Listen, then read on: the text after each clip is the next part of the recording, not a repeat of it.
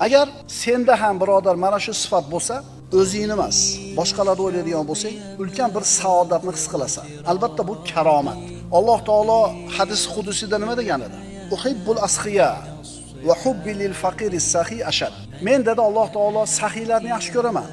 Endi sahiy bo'lgan faqirni ko'proq yaxshi ko'raman. O'zi faqir, lekin saxovati bor.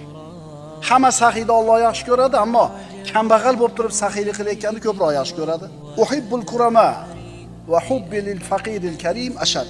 Karamli insonlarni yaxshi ko'raman, karamli faqirni esa ko'proq yaxshi ko'raman. Shuning uchun bu sifat har bitta mo'minda bo'lishligi kerak. Boymi, kambag'almi? Payg'ambarimiz sollallohu alayhi vasallam aytganlar, rubba dirhamin sabaqa alfa dirham. Shunday bir dirham borki, 1000 dirhamdan o'zib ketdi. Nimaga? Bir odam million dirhami bor edi, 1000 dirham berdi. Endi bitta odamda 1 dirham bor edi, o'sha 1 dirhamni berdi. Kim ko'proq infoq qildi shu yerda?